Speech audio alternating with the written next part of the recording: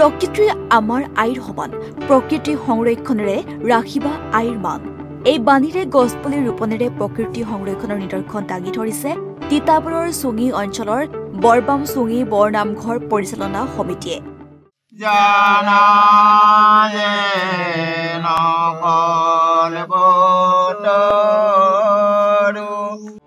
বিগত বহু বছৰ পূৰ্বে নামঘৰৰ চৌহদত ৰোপণ কৰা হাঁচি গছৰ পুলি এটা সময়ত লহপহকৈ বাঢ়ি ডাঙৰ হোৱাৰ পাছত প্ৰায় কেইবা লক্ষাধিক টকাত বিক্ৰী কৰি নামভাগৰ ভাগৰ উন্নয়ন কৰিবলৈ সক্ষম হোৱা ৰাইজে মহামানৱ মহাত্মা গান্ধীৰ জন্মজয়ন্তী উপলক্ষে বুধবাৰে বৰবাম চুঙি বৰনামঘৰৰ কাষতে থকা প্ৰায় 1 কিলোমিটাৰ দৈৰ্ঘ্যৰ সমগ্ৰ পথছোৱাৰ দুয়োকাষে হাঁচি পুলি ৰোপণ কৰে।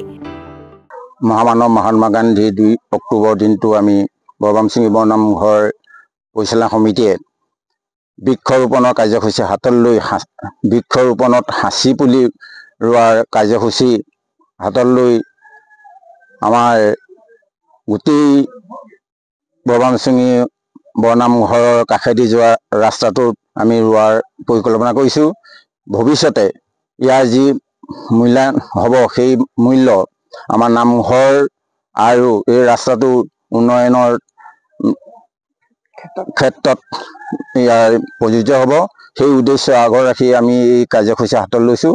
এই কাৰ্যসূচীত সমগ্ৰ বিশ্বৰ লগতে আমাৰ সমগ্ৰ নামঘৰ পৰিচালনা নামঘৰ অংশীদাৰ সমস্তজনৰ স্বাৰ্থ নিহিত হৈ আছে।